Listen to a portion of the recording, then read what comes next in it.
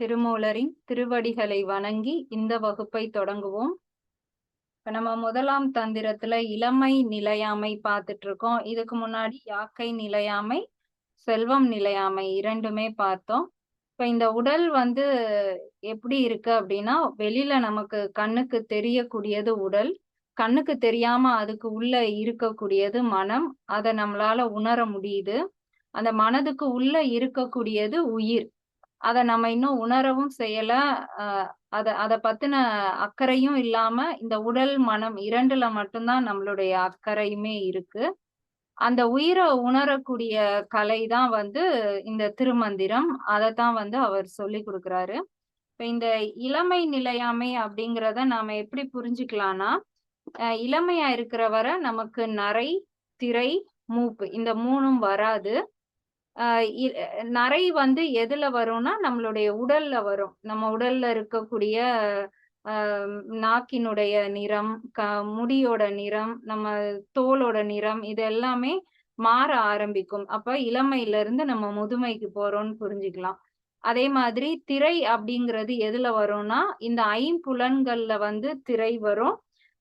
அப்ப நம்மளுடைய மனதுல சில குழப்பங்கள் இதெல்லாம் வரும்.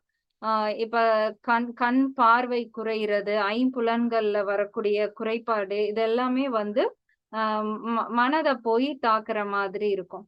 அப்புறம் மூப்பு அப்படிங்கிறது வலி, நமக்கு வரக்கூடிய அந்த வேதனை, இதெல்லாமே உடலுக்கு வரும். ஆனா அத யார் அதை அனுபவிப்பானா, உயிர் அனுபவிக்கும். எனக்கு வலி, உயிர் போகுது அப்படின்போம். நம்ம யாராவது டென்ஷன் ஆகுனாங்கன்னா என் உயிரை வாங்காதன்போம். அப்ப அந்த இன்பம் துன்பம் எல்லாத்தையும் எது அனுபவிக்கும்னா உயிர் தான் அனுபவிக்கும். இந்த உடலும் மனமும் மாறிக்கிட்டே வரும். அந்த நல்லா இருந்தது நரை விழும், அப்புறம் திரை விழும், இந்த மாதிரி இந்த உடலும் மனதும் மாறிக்கிட்டே இருக்கும். ஆனா இந்த உயிர் மட்டும் எப்படி இருக்கும்னா, நம்ம பிறக்கும் போது எப்படி இருந்தோமோ இறக்குற வரைக்கும் அது மாறவே செய்யாது, அப்படியே இருக்கும். ஆனா இந்த உடல் மனதோட அனுபவங்களை ஃபுல்லா அனுபவிக்கிறது அந்த உயிர் தான் அனுபவிக்கும்.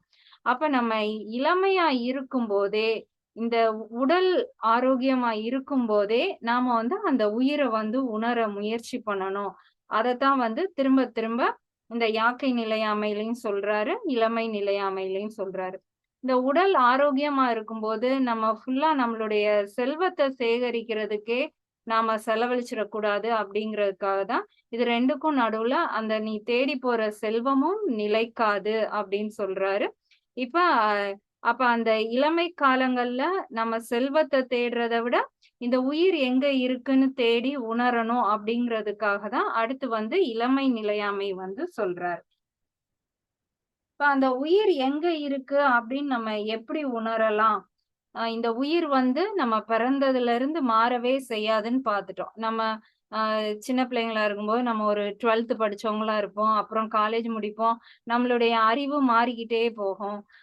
எல்லாமே மாறிக்கிட்டே போகும். ஆனா சின்ன வயசுல இருந்து நமக்குள்ள இருக்கிற ஏதோ ஒண்ணு மாறாம அப்படியே வருது இல்லையா? அதுதான் நம்மளுடைய உயிர். அது எங்க இருக்கு அப்படின்னா, இந்த உடல்ல எல்லாமே மாறிக்கிட்டே இருக்கும். நாம பிறக்கும்போது இருந்த மாதிரி நம்மளுடைய கை அமைப்பு இல்ல.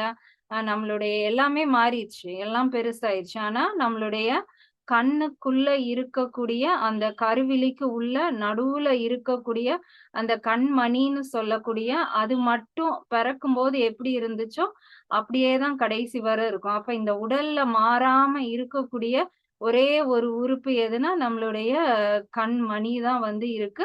அதுக்குள்ளதான் அப்ப அந்த மாறாத அந்த உயிர், அந்த இறை சக்தி அங்கதான் இருக்கு. அப்ப நம்ம அதை உணரணும். அதுக்கான காலம் எதுனா இளமை காலம் தான். அது கொஞ்ச நாள் தான் இருக்கும். அதுக்கப்புறம் அது நிலைக்காது. அப்ப அந்த இடத்துல நாம அதை உணரணும் அப்படிங்கறத தான் சொல்றாரு.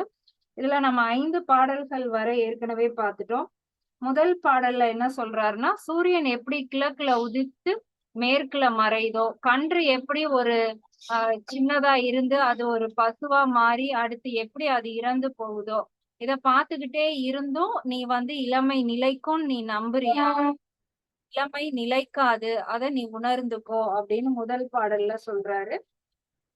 இரண்டாவது பாடல்கள்ல அந்த கண் பயிற்சியை தான் சொல்லியிருப்பாரு. நமக்கு வாழ்நாள் எவ்வளவுதான் நீண்டுகிட்டே போனாலும் நம்ம வந்து பயிற்சி மேற்கொள்ளல அப்படின்னாலும் அந்த இளமை வந்து பிரயோஜனம் இல்ல. நான் இப்ப வந்து யோகா பண்றேன், நான் மெடிடேஷன் பண்றேன், நான் வெஜிடேரியனா மாறிட்டேன். அப்ப எனக்கு வேகமா முதுமை வராது அப்படின்னா, அந்த இளமை காலத்த நாம கூட்டுறோம். கூட்டி என்ன பிரயோஜனம்? அந்த இறைநிலை அடையறதுக்கான பயிற்சி செய்யலைன்னா அது வேஸ்ட் தான் அப்படிங்கிறது 2வது பாடல்ல சொல்றாரு. 3வது பாடல்ல நிலாவ வச்சு சொல்லியிருந்தாரு. எப்படி வந்து அமாவாசையில இருந்து பௌர்ணமி ஆகி, திரும்ப பௌர்ணமியில இருந்து அமாவாசை. இந்த மாதிரி நம்மளுடைய பிறந்ததுல இருந்து இளமை காலம் வந்து திரும்ப முதுமை காலம் வரும். இத நீ பார்த்துக்கிட்டே இருக்க. அப்புறமாவும் ஏன் அந்த இறைவன நீ அடைய மாட்டேங்கிற? அப்படின்னு சொல்லும்போதே, அந்த கங்கைய வந்து சொல்லியிருந்தாரு. அந்த கங்கைய தலைக்கு மேல வச்சிருக்கக்கூடிய சிவபெருமான் அப்படின்னு சொல்லும்போதே, நம்ம கண்கள உயர்த்தி அந்த பிந்து சக்கரத்த பாத்தி அதை இயக்கணும் அப்படிங்கிற அந்த ரகசியத்தையும் 3வது பாடல்ல சொல்லியிருக்காரு. 4வது பாடல்ல வந்து இளமை காலம் அப்படிங்கிறது கரும்பு சாறு மாதிரி இனிப்பு சுவை உடையது. ஒரு பூவினுடைய அரும்பு போல மென்மையானது. அதே இது முதுமை வரும்போது அது வந்து எட்டிக்காய் போல கசக்கும். இது வந்து ரொம்ப எதார்த்தம். அத வந்து உணரணும் அப்படின்னு சொல்றாரு. 5வது பாடல்ல வந்து நம்மளுடைய உடலே மாறிக்கிட்டே தானே இருக்கு. இப்ப நம்ம கொஞ்சம் கொஞ்சமா நமக்கு வயசாகுறத நாம உணர்றோம். அப்புறமாவும் ஏன் இந்த உடலுக்குள்ள இருக்கிற உயிர உணர மாட்டேங்கிற? அத நீ உணர்ந்துட்டாலே இந்த அண்டத்த உணர்ந்து, அண்டத்துக்கு மேலயும் நீ போய் உணரலாமே, ஏன் உணர மாட்டேங்கிற? அப்படிங்கிறத இதுக்கு முன்னாடி பார்த்தோம். 5 பாடல்கள்ல பார்த்துட்டோம். இன்னைக்கு அடுத்த பாடல் 182வது பாடல் பார்க்கலாம். காலை எழுந்தவர் நித்தலும் நித்தலும் மாலை படுவதும் வானால் கழிவதும் சாலும் அவ்வீசன் சலவியன் ஆகிலும் ஏல நினைப்பவருக்கு இன்பம் செய்தானே. காலை எழுந்தவர்னா நம்ம தான் டெய்லி காலையில வந்து எழுந்திருச்சுக்கிட்டு தான் இருக்கோம். நித்தலும் அப்படின்னு நித்தலும் அப்படிங்கிற வந்து தினம்தோறும் அப்படிங்கிற பொருளை தரும். 2வது நித்தலும் அப்படிங்கிறது நித்திரை உறக்கத்தை வந்து குறிக்கும். நம்ம டெய்லி காலையில எந்திரிச்சிடுறோம், திரும்ப தூங்குறோம். மாலை படுவதும் மாலையில வந்து தூங்கிடுறோம். இது வந்து நாளுக்கு நாள் நாம செய்துகிட்டே தான் இருக்கோம். வாழ்நாள் கழிவதும் அதுல நம்மளுடைய ஆயுள் வந்து அதுல குறைஞ்சுகிட்டே இருக்கு. அத வந்து நாம புரிஞ்சுக்க மாட்டேங்கிறோம். இப்ப இன்னைக்கு காலையில எந்திரிச்சோம், நிறைய வேலை செஞ்சோம், நல்ல விஷயம் செஞ்சோம், கெட்ட விஷயம் செஞ்சோம், ஏதோ ஒண்ணு செஞ்சுட்டு நைட்டு தூங்கிடுறோம் அப்படின்னா நம்மளுடைய இளமையில ஒரு ஒரு நாள் வந்து குறைஞ்சிருது. ஆஹ் அப்புறம் மறுநாளும் இதே ரொட்டீன்லயே இருக்கும் அப்படின்னா அப்படியே ஒவ்வொரு நாளா குறைந்துகிட்டே வருது. அப்ப இளமை வந்து கொஞ்சம் கொஞ்சமா குறைந்து ஒரு நாள் முதுமை வந்துரும். அப்ப அப்ப என்ன ஆயிரும், நம்ம வந்து அப்படியே முதுமை வரும்போது இறந்துடுறோம். அது எப்படி இறந்துடுறோம் அப்படின்னா, சாலும் அச்சீவன் அவ்வீசன் சலவியன் ஆகிலும். அப்ப வந்து நம்ம இந்த இடத்துல ஈசன்னு சொல்றது ருத்ரன். நம்ம உயிரை எடுக்கக்கூடியவர், அழித்தல் தொழிலை பண்ணக்கூடியவர்னு சொல்றோம் இல்லையா? அவர்தான். அவர் என்ன பண்றாருன்னா, தினைக்கும் நம்மளுடைய இளமையில ஒரு ஒரு நாளா அவர் வந்து அழிச்சுக்கிட்டே வர்றாரு. நம்மளுடைய வாழ்நாள் வந்து 100 வயசுனா, அதுல அப்படியே கொஞ்சம் கொஞ்சமா அவர் வந்து அழித்தல் தொழில செய்துகிட்டே இருக்காரு.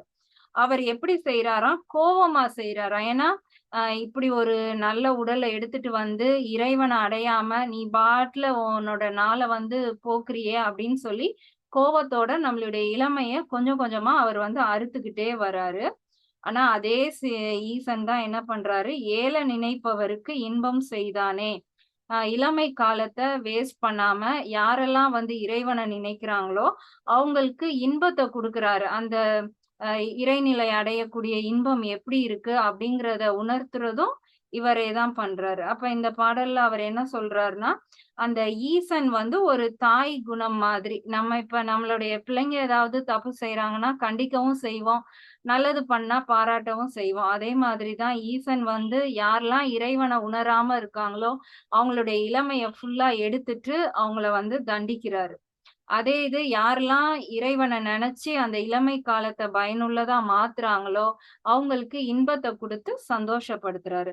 அப்ப இதுல வந்து மறைமுகமா ருத்ரன் தான் நம்மளுடைய இளமைய அறுத்து உயிர் இழப்புக்கு காரணமா இருக்கிறாரு அப்படின்னு சொல்றாரோ, அதே பாடல்ல இந்த இளமைய வந்து நீ நிலைக்க வைக்கணும்னா, அதற்கும் ஒரு வழி இருக்கு. அதுக்கும் ருத்ரன் வந்து துணை புரிவான் அப்படின்னு மறைமுகமா இளமை நிலையாமைன்னு சொன்னாலும் இளமையை நிலைக்கக்கூடிய வழியையும் இருக்குன்னு அவர் மறைமுகமா சொல்றார். 183வது பாடல். பருவூசி ஐந்தும் ஓர் பையினில் வாழும் பருவூசி ஐந்தும் பறக்கும் விருகம் பருவூசி ஐந்தும் பனித்தலைப்பட்டால் பருவூசி பையும் பறக்கின்றவாறே. இந்த இடத்துல பருவூசி அப்படிங்கிறது ஊசியில பல வகை இருக்கும். குண்டூசி சொல்வோம், அப்புறம் அந்த பூ கோர்க்கிறதுக்கு ஒரு விதமான ஊசி, ஒவ்வொரு விதமான ஊசி. அதுல இது வந்து பரு ஊசினா நல்ல ஒரு கனமான ஊசி. அப்ப ரொம்ப ஷார்ப்பான ஒரு விதமான ஊசி. அது எத்தனை இருக்கா? 5 இருக்கா. 5ன்னு சொன்னாலே அது நம்மளுடைய ஐம்புலன்களை தான் சொல்லுவாரு. கண், காது, மூக்கு, நாக்கு, சருமம். இந்த 5ம் இருக்கு. இந்த 5ம் எங்க இருக்கான்னா ஓர் பையினில் வாழும். ஒரு பையுக்குள்ள இந்த 5 ஊசியும் இருக்கு. அப்ப இந்த இடத்துல பையின்னு சொல்றது இந்த உடலை தான் வந்து ஒரு பையி அப்படின்னு சொல்றாரு. இந்த பைக்குள்ள இந்த 5 விதமான ஊசிகளும் போட்டு வச்சிருக்காங்க. இந்த பரு ஊசி 5ம் பறக்கும் விருகம். ஏன் இந்த இடத்துல அந்த பரு ஊசி வந்து பறக்கும் அப்படின்னு சொல்றாருன்னா, அது ரொம்ப ஃபாஸ்டா வேலை பார்க்கும். எங்கேயோ ஒரு இடத்துல சிக்கன் ரோஸ்ட் போடுவாங்க. நமக்கு இங்கேயே அந்த வாடையை பிடிச்சிரும். அது அவ்வளோ ஃபாஸ்டா போய் அதை இழுத்துட்டு வரும். நம்ம இங்கதான் இருப்போம். ஆனா அடுத்த வீட்டுல நடக்கிற சண்டைய காது வேகமா போய் கேட்டுட்டு வரும். இந்த ஐம்புலன்களும் அவ்வளோ ஃபாஸ்டா இருக்கும். இந்த உடலை விட்டுட்டு வேகமா எங்கனாலும் போய் எல்லாத்தையும் கொண்டு வந்து இந்த மனதுல வந்து போட்டுரும். பறக்கும் விருகம் அப்படிங்கிறது திருவாசகத்திலையும் வந்து அந்த ஒவ்வொரு பிறவியா புல்லாகி பூடாகின்னு சொல்லும் போது அதுலயும் பல் விருகமாகி அப்படின்னு தான் சொல்வாரு. அது வந்து மிருகத்தினுடைய ஒருவித திரிபு சொல் மாதிரி. மிருகம்னாலே கொஞ்சம் கொடூரமா நினைப்போம். அதை விடவும் இது கொஞ்சம் ரொம்ப கொடூரமா இருக்கிற மாதிரி அந்த அர்த்தத்துல விருகம் அப்படின்னு சொல்லுவாரு. அப்ப பொதுவா பறவைகள் பறக்கும். இந்த இடத்துல பறவைன்னு நம்ம எடுத்தோம்னா அப்ப ஐம்புலன்கள் ரொம்ப சாஃப்ட் நேச்சர் அப்படின்னு நாம நினைச்சிருவோம். அப்படி இல்ல, அது வந்து உன்னை கண்ட்ரோல் பண்ணக்கூடிய மிகப்பெரிய சக்தியா அது மாறும் அப்படிங்கிறதுக்காக இந்த இடத்துல வந்து பறக்கும் விருகம், அந்த ஐம்புலன்களும் ரொம்ப கொடுமையானது அப்படிங்கிற அர்த்தத்துல சொல்றாரு. பரு ஊசி 5ம் பனித்தலைப்பட்டால்.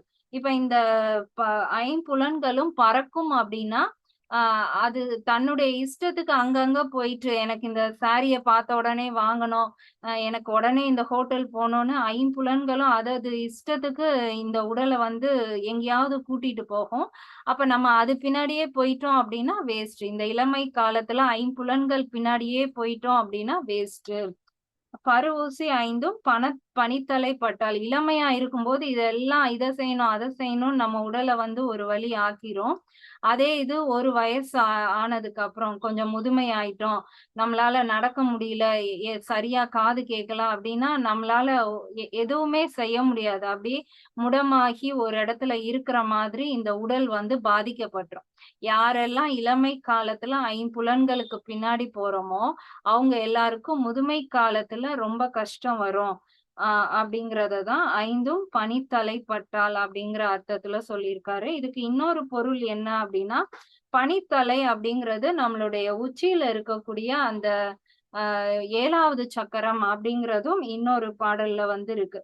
யாரெல்லாம் வந்து தன்னுடைய கவனம் ஐம்புலன்களையும் கொண்டு போய் அந்த இடத்துல வைக்கிறாங்களோ அதுக்கான பெயர் வந்து பிரசாத நெறி அப்படின்னு சொல்லியிருக்காங்க. மூச்சு பயிற்சி மூலமா, நாக்கினுடைய பயிற்சி மூலமா எல்லா கவனத்தையும் நம்ம உச்சந்தலையில கொண்டு போய் வைக்கும்போது என்ன ஆகுதுன்னா இந்த ஐம்புலன் வெளியில போகாது, பறந்து போய் நம்ம உடலை அங்க கூட்டிட்டு போகாது. ஐம்புலன்களையும் நம்ம உள்நோக்கி கொண்டு போகும்போது அது ஒரு விதமான பயிற்சி அப்படிங்கறதான் இந்த பனித்தலைப்பட்டால் ஐம்புலன்களையும் நீ அங்க கொண்டு போய் நிப்பாட்டினேனா அப்படிங்கிற அர்த்தத்துல சொல்லியிருக்காரு.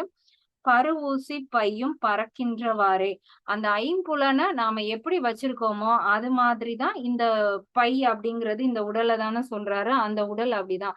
நீ இளமை காலத்துல ஐம்புலன்களையும் வெளியே பறக்க விட்டுட்டேன்னா உன்னுடைய உடலும் அப்படியே போயிரும். முதுமையில நீ கஷ்டப்படுவ. இளமை காலத்துல உன்னுடைய ஐம்புலன்களையும் உன்னுடைய உச்சந்தலையில கொண்டு போய் நிப்பாட்டுறதுக்கான பயிற்சி பண்ணேன்னா உன்னுடைய உடல் நீ சொல்ற மாதிரியே யாக்கை நிலை பெற்று அந்த செல்வத்தை, நிலையான செல்வத்தையும் உணர்ந்து இந்த இளமையிலே நீ வந்து நிலைக்கலாம் அப்படிங்கிறதையும் மறைமுகமா ஐம்புலன்களுக்கான பயிற்சி என்ன அப்படிங்கிறதையும் இந்த பாடல்ல சொல்லியிருக்காரு. அடுத்து 184வது பாடல். கண்ணதும் காய்கதிரோனும் உலகினை உள் நின்று அளக்கின்றது ஒன்றும் அருகிலார் விண்வுருவாரையும் வினைவுருவாரையும் என் உறும் 30 ஈர்த்தெழுந்தோரே. கண்ணதும் அப்படிங்கிறது, கண் அப்படிங்கிறது இந்த இடத்துல குளிர்ச்சி பொருந்திய சந்திரன் அப்படின்னு சொல்றாரு. காய் கதிரோனும் அப்படிங்கிறது, கதிரவன் அப்படிங்கிறது சூரியனை குறிக்குது. காய் அப்படிங்கிறது நல்ல ஒரு வெப்பத்தை கொடுக்கக்கூடிய சூரியன். குளிர்ச்சியக்கு தரக்கூடிய சந்திரனும் வெப்பத்தை தரக்கூடிய சூரியனும் உலகினை அப்படிங்கிறது இந்த உலகத்துல இருக்கக்கூடிய எல்லா உயிர்களிடத்தும் அப்படிங்கிறத ஒரே சொல்லா உலகினை அப்படின்னு சொல்லியிருக்காரு. உள் நின்று அப்படின்னா எல்லா உயிர்களிடத்தும் உள்ள நிக்கிறது யாரு? அந்த குளிர்ச்சியான சந்திரனும் சூடான சூரியனும் உள்ள நிக்கிறாங்க. அளக்கின்றது ஒன்றும் அருகிலார். அது எங்க இருக்கு, என்ன செய்யுது அப்படிங்கிறத புரிஞ்சுக்காமலே, அது என்னன்னு தெரிஞ்சுக்கலாமலே இருக்கிறவங்க அறிவில்லார், தெரியாதவங்களா இருக்கீங்களே அப்படின்னு நம்மளதான் வந்து சொல்றாரு. விண் உருவாரையும் விண்ணை நோக்கி போறவங்க, அவங்க இறந்து போறவங்களா இருக்கட்டும், இல்ல ஒரு முக்தி நிலை அடைந்து மேல் நோக்கி போறவங்களா இருக்கட்டும், வினை உருவாரையும் வினைகளை திரும்ப திரும்ப செய்ய வச்சு அப்படி போறவங்களா இருக்கட்டும், என் உறும் 30 ஈர்ந்தெழுந்தோரே. இந்த இந்த வித்தைய வந்து யார் புரிஞ்சுக்குவா அப்படிங்கிறத வந்து சொல்லியிருக்காரு. அதாவது 30 வயது, இந்த பூமிக்கு வந்த ஒரு 30 வயதுக்குள்ளேயே நமக்கு வந்து இந்த உலக அனுபவம் எல்லாமே புரிஞ்சிரும். நம்ம யாருமே சொல்லி தர வேண்டியதில்லை. இந்த உடல் நிலைக்காதுப்பா, இந்த செல்வம் நிலைக்க யாருமே சொல்லி தர வேண்டியதில்லை. 30 வயசு அனுபவத்துல நாம எல்லாருமே புரிஞ்சுப்போம். யாரெல்லாம் அந்த 30 வயசுல கரெக்டா இதெல்லாம் தேவையில்லை அப்படின்னு ஒரு சின்ன புரிதல் வந்து அடுத்து அதற்கான யார் வந்து முயற்சி செய்யறாங்களோ அவங்களாலதான் இந்த சூரியன் எது, நம்ம உடல்ல இருக்கக்கூடிய சந்திரன் எது, அது எல்லா இடத்துலயும் எப்படி இருக்கு, இந்த சில புரிதல்கள் எல்லாம் செய்ய முடியும். அவங்களாலதான் அந்த வினை வரை அந்த நம்ம செய்யக்கூடிய வினைகளை வந்து நிறுத்த முடியும். அவங்களாலதான் அந்த விண் உரு தாண்டி போக முடியும். அப்போ 30 தான் வந்து சரியான வயசு. அந்த 30 வயசுல நீங்க தெளிவடைஞ்சிருங்க. அதுக்கப்புறம் என்ன செய்யணுங்கிறத நீங்க முடிவு பண்ணுங்க. அதுக்கு ரொம்ப அப்படியே விட்டுட்டோம்னா அடுத்து நமக்கு அதை புரிஞ்சுக்கக்கூடிய திறனே இல்லாம போயிரும். அப்ப 30 தான் சரியான வயசு. அப்ப அந்த இளமை அப்படிங்கிறது 30 வயசுல நீங்க நிப்பாட்டி இந்த உலகம் எப்படி இருக்கு, இந்த யாக்கை எப்படி இருக்குங்கிறத நீங்க புரிஞ்சுக்கணும் அப்படின்னு சொல்ல வர்றாரு. இப்ப இதுல வந்து சூரியன் சந்திரன் அப்படின்னு சொல்றது நம்மளுடைய இடது சுவாசம் வலது சுவாசம், இடக்கலை பிங்கலை அப்படிங்கிற அந்த 2 சுவாசத்தை பத்தி தான் சொல்லியிருக்காரு. இப்ப இதுக்கு முந்தின பாடல்ல என்ன சொன்னாரு, நம்மளுடைய ஐம்புலனையும் உச்சந்தலையில போய் நிப்பாட்டுங்க அப்படின்னு சொல்லியிருக்காரு. இதுல இந்த 2 நாசிய வச்சுமே நீ வந்து சில பயிற்சிகள் செய்யலாம் அப்படின்னு சொல்லியிருக்காரு. நம்ம நிறைய இது வந்து கேள்விப்பட்டிருப்போம். நாயோட வாழ்நாள் வந்து எவ்வளவு, அதே இது ஆமைக்கு வாழ்நாள் எவ்வளவு அப்படின்னு பார்ப்போம். ஆமை வந்து ஒரு நிமிஷத்துக்கு 3 தடவை தான் மூச்சே விடுமா. ஒருக்க இன்ஹேல் பண்ணிட்டு அடுத்து எக்ஸேல் பண்றதுக்கு அதுக்கு கிட்டத்தட்ட வந்து 3 தடவை பண்றதுக்கே 1 நிமிஷம் ஆகுது. ஆனா இந்த நாய் எப்படி இருக்கும்னா, அது நல்லா நாக்க வெளியில விட்டுட்டு எப்ப பாரு மூச்சு வாங்கிக்கிட்டே தான் இருக்கும். அது 1 நிமிஷத்துக்குள்ள 72 தடவை மூச்சு வாங்கிருதாம். இந்த ஆமையோட வாழ்நாள் காலம் 300 ஆண்டுகள் அப்படின்னா, இந்த நாயோட வாழ்நாள் காலம் வந்து 10ல இருந்து 12 ஆண்டுகள் தான் இருக்கு. அப்ப உன்னுடைய சுவாசத்தை வச்சுதான் நீ உன்னுடைய வாழ்நாளை வந்து கூட்ட முடியும். அப்ப இளமைய நீ எப்படி நிப்பாட்டுறது அப்படிங்கிறது உன்னுடைய இந்த 2 சுவாசம், அந்த சூரியன்லயும் சந்திரன்ல தான் இருக்கு. இத நீ புரிஞ்சுகிட்ட அப்படின்னா, எல்லா உயிர்களுக்கும் உள்ளேயும் இருக்கக்கூடிய இந்த 2 சுவாசத்த நீ புரிஞ்சு, அதற்கான பயிற்சி செஞ்சேன்னா, உன்னுடைய இளமைய நிப்பாட்டலாம். இதற்கான சரியான வயது 30 தான். 30ல எல்லாருக்குமே அந்த பக்குவம் வரும். அந்த இடத்துல நீங்க வந்து சரி பண்ணுங்க அப்படின்னு சொல்லியிருக்காரு. 185வது பாடல். ஒன்றிய ஈரென் கலையும் உடன் உற நின்றது கண்டும் நினைக்கிலார் நீசர்கள் கன்றிய காலன் கருக்குழி வைத்தபின் சென்று அதில் வீழ்வர் திகைப்பு ஒளியாரே. ஒன்றிய அப்படிங்கிறது பொருந்திய, நம்மளோட இணைந்த அந்த மாதிரி. ஈரென் கலையும், ஈர் அப்படின்னா 2, எண் அப்படிங்கிறது 8 குறிக்கும். எண் கோணம் அப்படின்னா 8 கோணம் உடையது. அப்ப ஈரென் அப்படின்னா 2 × 8 16. 16 கலையும் உடன் உற, நம்மளுடைய உடல்ல இருக்கக்கூடிய, உடலில் பொருந்தக்கூடிய 16 கலைகளை உடைய, நின்றது கண்டும் நினைக்கிலர் நீசர்கள். அது வந்து நம்ம உடலுக்குள்ள இருக்கு அப்படிங்கிறத புரிஞ்சும் அத பத்தி நம்ம வந்து நினைக்கிறதே இல்ல. நீசர்கள் அப்படிங்கிறது ஒரு திட்டுற மாதிரி நம்மள சொல்றாரு. நீங்க புரிஞ்சுக்காம இப்படி இருக்கீங்களே அப்படிங்கிற மாதிரி நம்மள சொல்றாரு. கன்றிய காலன் கருக்குழி வைத்த பின், இதுல அந்த கன்றிய அப்படிங்கிறது கோவமா, ஒரு மாதிரி வெறுப்பா அப்படிங்கிற அர்த்தம். கன்றிய காலன் அப்படிங்கிறது யமன். காலனை வென்றவன் அப்படின்னா யமனை சொல்றோம் இல்லையா? அந்த கோவத்தோட இருக்கக்கூடிய யமன் தான் கன்றிய காலன். கருக்குழி வைத்த பின், இப்படி யாரெல்லாம் வந்து அந்த 16 கலைகள் நமக்குள்ள இருக்கு அப்படின்னு புரியாம இருக்காங்களோ, அவங்க எல்லாரையும் கோவத்தோட அந்த யமன் என்ன பண்றானா, கருக்குழியில கொண்டு போய் வைக்கிறானா. கருக்குழி அப்படிங்கிறது கர்ப்பப்பை, அம்மாவோட கர்ப்பப்பைக்குள்ள போய் வைக்கிறான். அதாவது இறந்தவங்க இப்படி உணராம இறந்திருக்காங்கன்னா அவங்கள திரும்ப கொண்டு வந்து பிறப்பு வைக்கணும் அப்படிங்கிறதுக்காக ஏதாவது ஒரு தாயினுடைய வயிற்றுல கொண்டு போய் வச்சிடுறாரு. சென்று அதில் வீழ்வர் திகைப்பு ஒளியாரே. அப்ப அவங்க வந்து திரும்பவும் இந்த பிறப்பு இறப்பு இதுலயே வந்து மீண்டும் மீண்டும் இருந்துகிட்டே இருப்பாங்க. திகைப்பு ஒளியாரேன்னா அவங்களுக்கு அந்த மயக்கம் தெளிகிற வரைக்கும் அவங்களுக்கு வந்து இந்த உலக ஆசையிலே இருந்துட்டு, அதுக்காகவே வாழ்ந்துட்டு, திரும்பவும் இறக்க, திரும்பவும் ஒரு கருப்பையில போய் பிறக்க, இப்படியே இருப்பாங்க. அப்ப அந்த மயக்கம் தெளியணும் அப்படின்னா அந்த 16 கலைகள் நமக்குள்ள இருக்கு. அத நீ வந்து புரிஞ்சுக்கணும் அப்படின்னு சொல்றாரு. இந்த 16 கலைகள் அப்படிங்கிறதும் ஒருவித சுவாச பயிற்சி தான். 16 கலைன்னா என்னன்னா, அந்த அமாவாசையில இருந்து பௌர்ணமி வர்றது வந்து 15 நாள் வரும். அதுல அந்த பௌர்ணமி அன்னைக்கு, அமாவாசை அன்னைக்கு அது ஒரு நாள் சேரும்போது அது வந்து 16 நாளா ஆகும். அதான் அமாவாசையில இருந்து பௌர்ணமி வர்றதுக்கு ஒரு 16 நாட்கள். அது ஒன்னொன்னும் வந்து ஒவ்வொரு விதமான கலை. அதுல அந்த அமாவாசை பௌர்ணமி அன்னைக்கு இருக்கக்கூடிய ஒரு கலை வந்து ரொம்ப முக்கியமான கலை.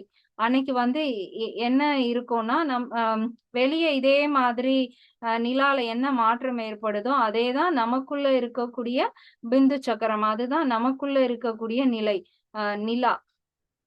அப்ப அதுலயும் அந்த 16 கலைகள் வந்து இருக்கும். அத உணரணும், அதை எப்படி பயிற்சி பண்ணணும் அப்படிங்கிறது தான் இந்த இடத்துல சொல்றாரு. ஒரு பாடல்ல ஐம்புலன்களை என்ன செய்யணும்னு சொல்றாரு. ஒரு பாடல்ல இடது சுவாசம், வலது சுவாசம் என்ன பண்ணணும்னு சொல்றாரு. இன்னொரு பாடல்ல நம்ம உடலுக்குள்ள இருக்கக்கூடிய பிந்து சக்கரத்தை எப்படி நாம உணர்றது அப்படிங்கிறதுக்கான வழிய சொல்றாரு. இப்ப அந்த 16 கலைகள் என்னென்னன்னு சொல்லியிருக்காங்கன்னா, அகார கலை. நம்ம ஆண் சொல்றது அது ஒரு கலை. உகார கலை, ஆ உ இம், நம்ம இதெல்லாம் நம்ம கிளாஸ்ல சொல்றோம் இல்லையா? அதுதான் அகார கலை.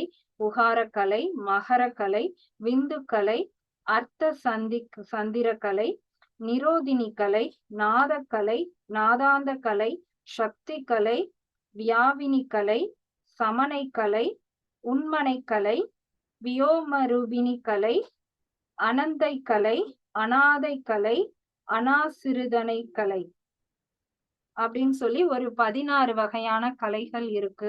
இதெல்லாம் வந்து பின்னாடி வரக்கூடிய பாடல்கள்ல அந்த கலையை எப்படி நாம பயிற்சி பண்றது அதெல்லாம் வந்து சொல்லி கொடுக்கும்போது நமக்கு புரியும். அப்ப வந்து ஏதோ ஒரு கலை இருக்கு, நமக்குள்ளேயே இருக்கு. அத நீ பயிற்சி பண்ணேன்னா, நீ இளமைய நிப்பாட்டலாம் அப்படின்னு இளமை நிலையாமையிலே மறைமுகமா சொல்றார். 186வது பாடல். எய்திய நாளில் இளமை கழியாமை, எய்திய நாளில் இசையினால் ஏத்துமின், எய்திய நாளில் எரிவது அறியாமல், எய்திய நாளில் இருந்து கண்டேனே. இப்ப எய்திய நாள் அப்படிங்கிறது எதை குறிக்கிறதுனா, எழுதப்பட்ட நாள், விதி அப்படின்னு வச்சுக்கலாம். இப்ப எனக்கு தான் தெரியாது நான் எப்ப இறக்க போறேன்னு. எனக்கு பிறந்த தேதி தெரியும், இறக்க போற தேதி தெரியாது. ஆனா என்னுடைய வாழ்நாள் எவ்வளவு அப்படிங்கிறது ஏற்கனவே எழுதப்பட்டுருச்சு. எல்லாருக்குமே அவங்க இந்த பூமிக்கு வந்து என்னென்ன வினைகளை வந்து அனுபவிக்க போறாங்க, எவ்வளவு நாள் இருந்து அதை அனுபவிக்க போறாங்க அப்படிங்கிறது எல்லாமே எல்லாருக்குமே எழுதப்பட்டது. அப்ப எய்திய நாளில் இளமை கழியாமை. அப்ப இப்ப நான் வந்து 80 வருஷம் நான் இந்த பூமியில இருக்க போறேன் அப்படின்னா, அது என்னுடைய எழுதப்பட்ட நாளா இருந்தாலுமே, அதுல இளமையும் எனக்கு எழுதப்பட்டிருக்கும். அந்த இளமை காலம் ரொம்ப சின்னது. குறுகிய நாள் தான். அந்த இளமை வந்து ரொம்ப சின்ன குறிப்பிட்ட நாள் தான் வந்து இருக்கும். கழியாமை அப்படிங்கிறது அத வந்து நான் சரியா பயன்படுத்திக்காம, அத வேஸ்ட் பண்ணிட்டோம் அப்படின்னா, எய்திய நாளில் இசையினில் ஏத்துமின். அந்த மாதிரி அந்த இளமை காலத்த வேஸ்ட் பண்ணாம நம்ம என்ன செய்திருக்கணும்னா, நமக்கு குடுக்கப்பட்ட அந்த வாழ்நாள்ல இசையினால் ஏத்துமின். இப்ப நம்ம ஓம் சாண்ட் பண்றோம், இல்ல நமசிவாய சொல்றோம், இல்ல ஏதோ ஒரு மந்திரங்கள் சொல்றோம். அந்த மாதிரி சில மந்திரங்கள் மூலமா ஏத்துமின் அப்படிங்கிறது நம்மளுடைய மூச்சு காற்ற மேல கொண்டு போறது. இப்போ ஓம் சொல்லும்போது ஓங்கிற சத்தம் மூலாதாரத்துல ஆரம்பிச்சு இம்முங்கிறது மேல போய் முடியும். அந்த மாதிரி சில பயிற்சிகள் மூலமா நம்மளுடைய சுவாசத்தை மேல ஏத்துறது மூலமா எய்திய நாளில் எரிவது அறியாமல். இப்ப ஏன் நம்மளால அத வந்து தொடர்ச்சியா செய்ய முடியலன்னா, நம்மளுடைய ஆசைகள் வந்து தடுக்குது. யாருக்கெல்லாம் அந்த ஆசைய வந்து எரிவது அப்படின்னா தூக்கி போட்டுறது. அறியாமல் அப்படின்னா அது தெரியல.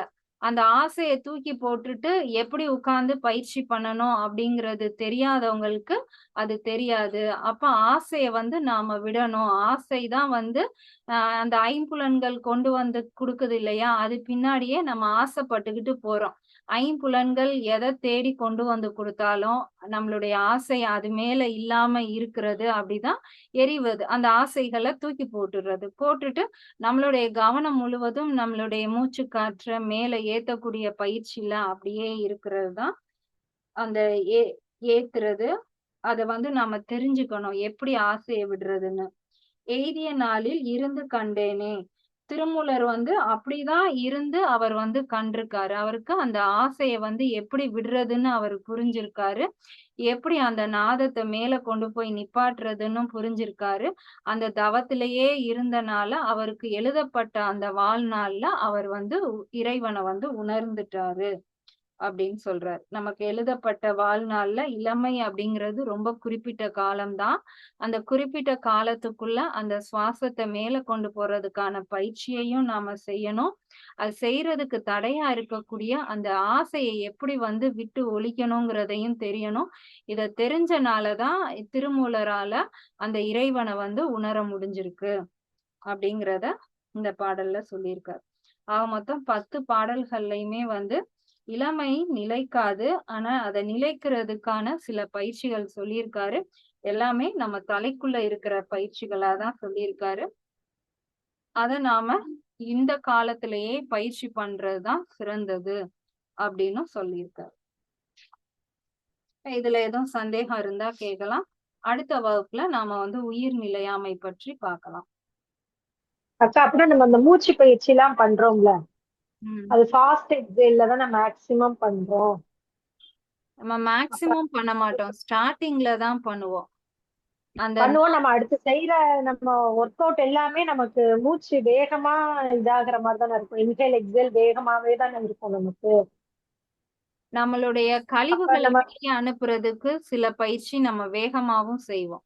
இப்ப நல்லா வெயிட் போட்டிருக்கு, அப்டமன்ல வெயிட் போட்டிருக்கு அப்படின்னா அவங்கள வந்து மெதுவா மூச்சு பயிற்சி செய்ய வச்சோம்னா பண்ண முடியாது. அப்போ கொஞ்ச நேரம் ம். நம்ம வேகமா சில அசைவுகள் கொடுக்கணும். நம்ம வாதம், பித்தம், கபம் பிரிக்கிறோம் இல்லையா? அப்ப இந்த கப ம். உடலுக்கு என்ன தேவைன்னா ஃபாஸ்ட் பிரீத்திங் மூவ்மெண்ட் வந்து கொடுக்கணும். அதாவது இது எல்லாத்தையும் சரி பண்ணி கொண்டு வந்த பிறகு நம்ம செய்ய வேண்டிய பயிற்சி. அதுதான் வந்து அவர் சொல்ற பயிற்சி. அப்போ யோகால வந்து கப உடல்காரவங்களுக்கு நல்ல ஃபாஸ்ட் மூவ்மெண்ட் தேவை. வாத உடல்காரவங்களுக்கு ஸ்லோ மூவ்மெண்ட். ஒரு ஆசனத்துல ரொம்ப நேரம் நிக்கக்கூடிய பயிற்சி தேவை. பித்த உடல்ல இருக்கிறவங்களுக்கு 2ம் இல்லாத ஒரு விதமான பயிற்சி தேவை. இந்த 3 உடலையும் நம்ம சமப்படுத்தின பிறகு நாம பண்ணக்கூடிய பயிற்சி தான் வந்து இந்த நிலைக்கான பயிற்சி. இப்ப நல்ல வெயிட்டா இருக்கிறவங்கள எடுத்ததும் உட்கார்ந்து இந்த பயிற்சி மட்டும் செய்யுங்கன்னு சொன்னோம்னா அவங்க தூங்கிருவாங்க. அவங்க உடல்ல இருக்கிற ம். கபத்த வந்து கொஞ்சம் நம்ம அசைச்சு விடணும். கழிவ வெளிய அனுப்பணும்னா கட்டாயம் ஃபாஸ்ட் பிரீத்திங் செய்ய தான் வேணும். அப்ப அந்த ஃபாஸ்ட் பிரீத்திங் குடுக்கறது நம்ம வாழ்நாள குறைக்குமா குறைக்காதா இப்ப? நம்ம கழிவு தான் வெளியேற்றுறோம் ஃபர்ஸ்ட். ஆமா. அது இந்த கழிவு மாதிரி தான். அதுக்கான டைமிங் இருக்கு இல்லையா? ம். இப்ப கழிவு எல்லாமே வெளியில போயிடுச்சுன்னா நமக்கு ஃபாஸ்ட் பிரீத்திங் தேவையில்ல. இப்ப சித்தர்கள் ம். வந்து எந்த உணவும் சாப்பிடுறதில்ல. அவங்க உடலே எப்படி வச்சிருக்காங்க. அப்ப அவங்களுக்கு எதுவுமே ம். தேவையில்ல. ஆசனமே தேவையில்ல. அவங்க டைரக்ட்டா தியான பயிற்சிக்கு போயிடுறாங்க. இப்ப நம்மளால அப்படி ம். இருக்க முடியாது. இருக்க அவங்களுக்கு முடியும். ஈக்குவலா உட்கார முடியாது. முதுகு வலிக்கும். அப்ப நம்ம கொஞ்சம் யோக பயிற்சி பண்ணணும். நம்மளுடைய வயிறெல்லாம் வெயிட்டா இருக்கு. அத கொஞ்சம் குறைக்கணும். அப்ப அதுக்கு ஏத்த மாதிரி சில பயிற்சிகள் செஞ்சு இந்த உடல தயார் பண்ண பிறகு நாம பண்ணலாம்.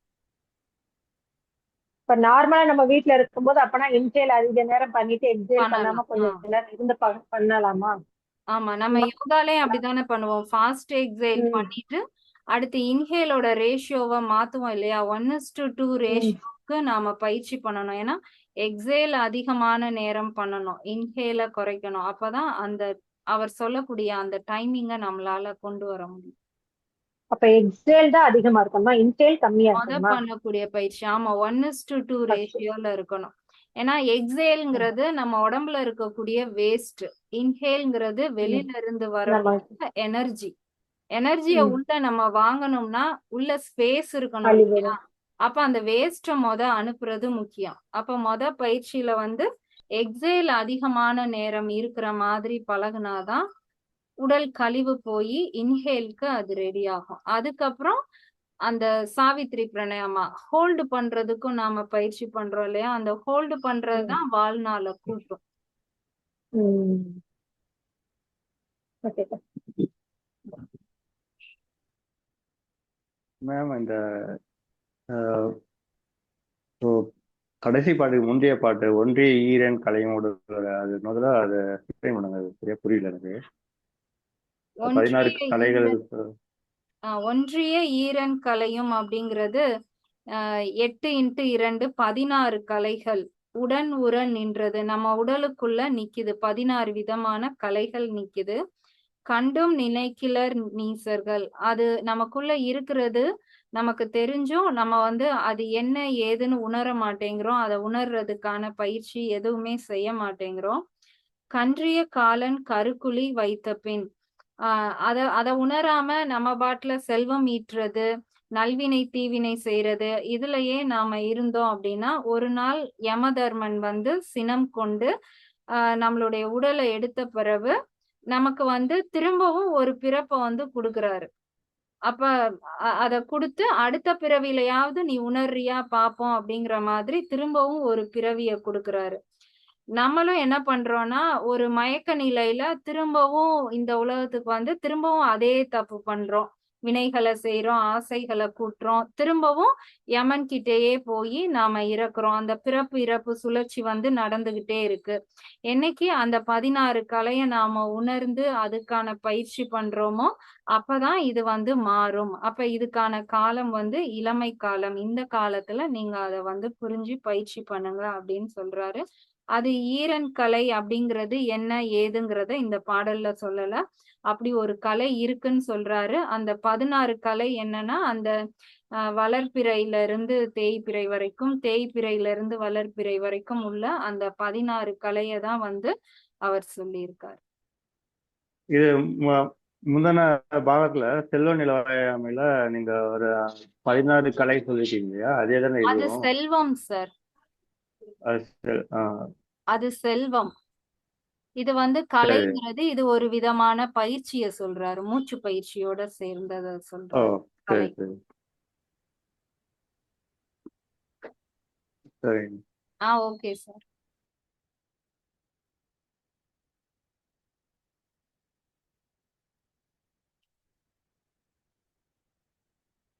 வேற சந்தேகம் இல்லைன்னா நாம கிளாஸ முடிச்சுக்கலாம். அடுத்த வகுப்புல உயிர் நிலையாமை பற்றி பார்க்கலாம்.